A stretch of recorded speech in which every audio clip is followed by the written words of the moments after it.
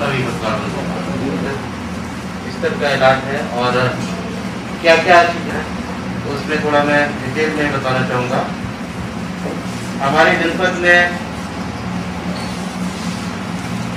1600 testing का target है और इसके आसपास हम लोग टेस्टिंग कर रहे हैं। इसमें जो आज से 10 दिन पहले तक या आप एक कहने 1 सप्ताह पहले तक जो संक्रमण था उससे आज की तारीख में बहुत अंतर आया है। उस समय पॉजिटिविटी रेट करीब 20% के आसपास था और अब ये करीब 5 से लेकर 7% के बीच में है। तो काफी जो एक पीक जो थी वो निकल गई है और धीरे धीरे संक्रमण का खत्म हो रहा है। एंटीजन टेस्ट में आरटी-पीसीआर में थोड़ा ज्यादा है और कुछ केसेस इस तरह के आ रहे हैं जो ना तो आरटी-पीसीआर में पकड़ पा रहे हैं ना एंटीजन में पकड़ पा रहे हैं, बल्कि वो सिम्टम्स के आधार पर हम उनको मान के चलते हैं कि ये भी कोरोना के पेशेंट हैं और उनको उसी स्थिति में, जैसे अभी तक ये था कि आईटी हॉस्पिटल में केवल जो कोरोना पॉजिटिव केस होते थे उन्हीं को हम एडमिट करते थे, लेकिन वो तीसरी कैटेगरी जो आ रही है तो सिम्टम्स के आधार होती है, उनके पास कोई सर्टिफिकेट नहीं होता है पॉजिटिव का, उसको भी हम लोग एडमिट कर रहे हैं और उसका इलाज कर रहे हैं।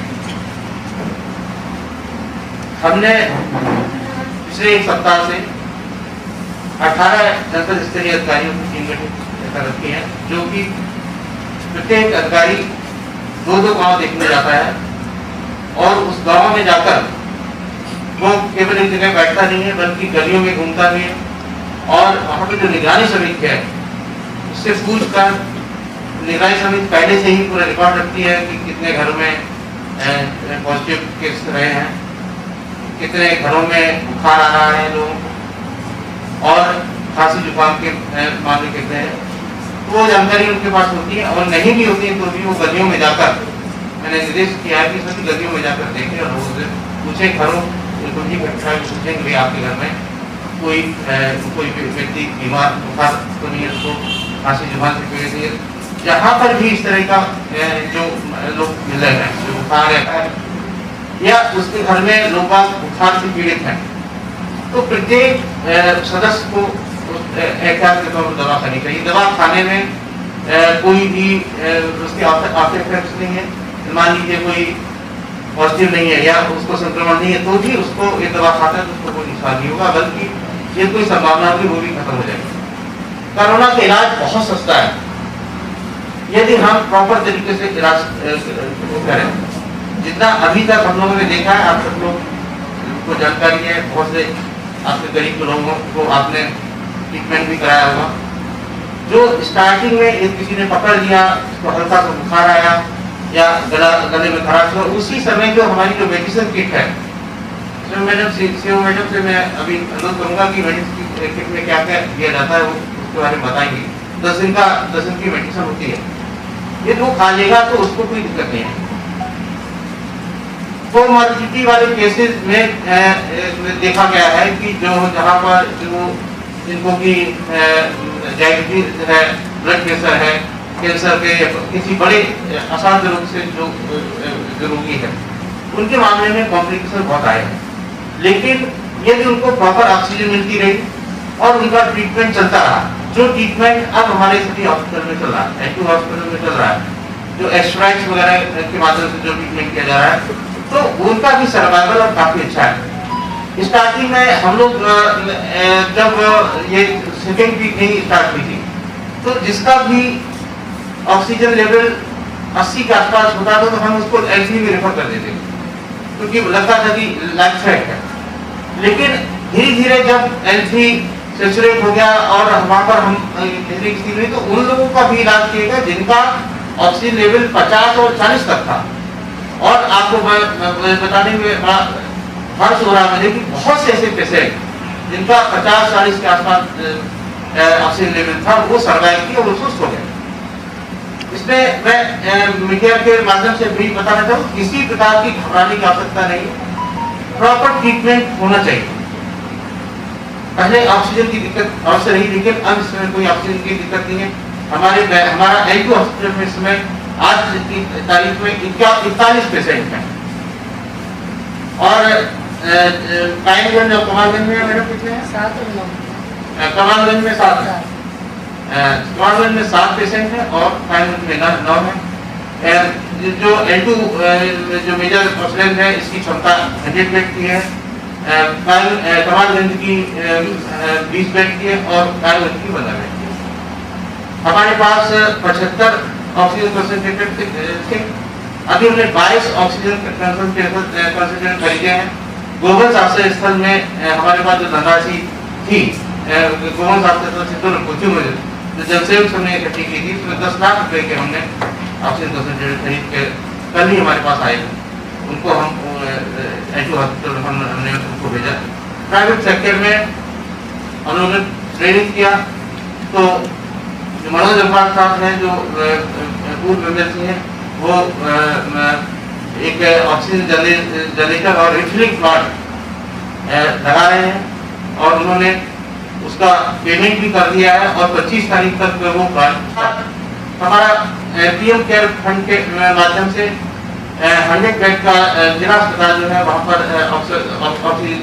ऑक्सीजन जनरेशन प्लांट लगेगा। मोहम्मदाबाद में 30 बेड का ऑक्सीजन प्लांट हम लोग जो केस शुगर के विभाग है वो लगाने जा रहा है। इसके अलावा हमने बरौन में 30 बेड का एक ऑक्सीजन प्लांट हमने कल ही निर्णय लिया है, हम SDRF फंड के माध्यम से वहाँ पर लगाने जा रहे हैं, जो 1 महीने के अंदर अस्तित्व में आ जाएगा।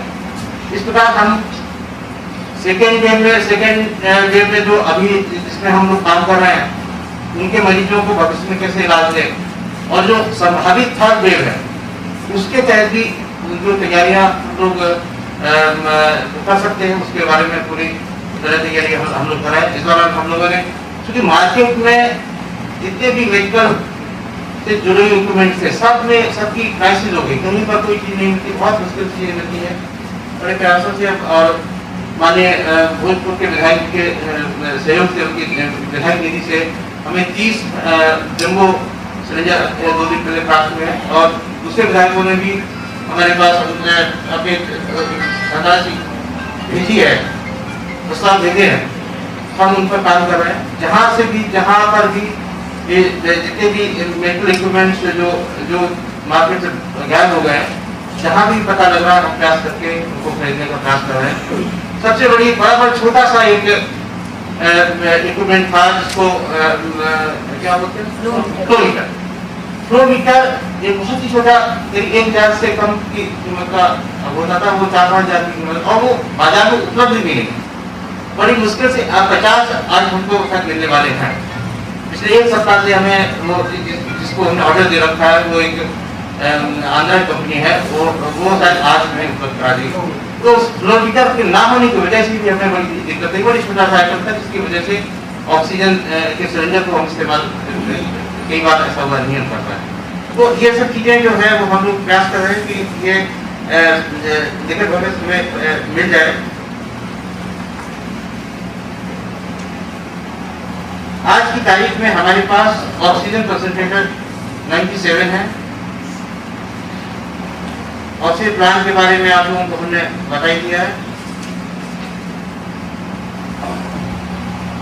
683 निगरानी समितियां काम कर रही हैं, जिसमें 594 रूरल में है और 89 जो है वो अर्बन एरिया में है। ये निगरानी समितियां इसमें ट्रेसिंग जो टेस्टिंग और ट्रेसिंग में हमारी मदद कर रही है, साथ ही साथ मेडिसिन को बांटने में भी हमारा सहयोग कर रही है। प्रत्येक ब्लॉक पर CMO मैडम के स्टाफ लगा हुआ है, जो कि रोज की रोज मेडिसिन भी तैयार करवाता है और फिर वो निगरानी समिति को बात दिलवाता है, जिससे लगातार हम लोग मेडिसिन के विजिट कराते हैं। लगभग 10,000 से ऊपर मेडिसिन के विजिट करा चुके हैं। वो पहले पंचायत भवन था, इसको हमने कलेक्टिव में कर लिया है और काफी अच्छे ढंग से उसको हमने रन किया हुआ है। 15 कॉन्टेक्ट नंबर उसमें उपलब्ध है। होम आइसोलेशन में जो लोग हैं उनके स्वास्थ्य का परीक्षण करती है। जैसे होम आइसोलेशन में जैसे पॉजिटिव होता है उनकी जाती है, वहाँ पर पूरी उनको किट मेडिसिन किट उपलब्ध कराती है और पूरे ब्रीफ करके आती है कि आपको किस तरह पूरा प्रोटोकॉल समझा के वो हमने डिमांड पर हमने जब उसका कोई कैश नहीं था और हमारे डोर स्टेप पे उसकी डेथ हो गई तो उसको हम उसमें कोविड में भी 50% उसके अंदर भी कोविड को नहीं जा सकते जब तक कि हमारा किसी न किसी जगह उसका टेस्ट पॉजिटिव नहीं आता है। क्योंकि यदि हम ऐसा करेंगे तो अभी बहुत सी ऐसी चीजें होगी जो जिनको लेकर गवर्नमेंट काम करेगी, तो आधार हम क्या लेंगे? फिर तो जो भी व्यक्ति मरेगा तो फिर तो ये हो जाएगा कि सब कोरोना से सबकी डेथ हो रही। क्या आज से जब से कोरोना है इससे पहले की डेथ नहीं होती थी क्या? डेथ तब भी होती थी। तो अब उसका केवल वही तरीका है कि जब तक हमारा एंटीजन है या आरटीपीसीआर की जांच में जब तक वो पॉजिटिव नहीं आता तब तक हम उसको कोरोना पेशेंट नहीं कोरोना पेशेंट होता है। तो अब ये कहा गया कि तीसरी कैटेगरी के भी लोग आ रहे हैं उनको भी हम एल2 हॉस्पिटल या L1 हॉस्पिटल में उनकी चिकित्सीय सुविधा उपलब्ध है। वो अपने लेवल पे भी वो ऑक्सीजन लाए हैं, हमने भी उनकी मदद की है किसी न किसी माध्यम से। हमने बात बात करके कि जो हमारा अलॉटमेंट जो है हमीरपुर से है और वो उस अलॉटमेंट हमारा 100 जंबो सिलेंडर का अलॉटमेंट प्रेसिडेंट का है। तो वो हम जो मंगाते हैं वो अपने एल2 हॉस्पिटल में उसको इस्तेमाल करते हैं। इसके बाद ऑन डिमांड जो मैंने अभी बताया ऑन डिमांड हमें जो मांगेगा हम उसको देंगे। हम वो जो हमारा कोटा है वो हम उन 14 अस्पतालों को उपलब्ध नहीं करा पाए क्योंकि उतना हमारे पास उनकी डिमांड के साथ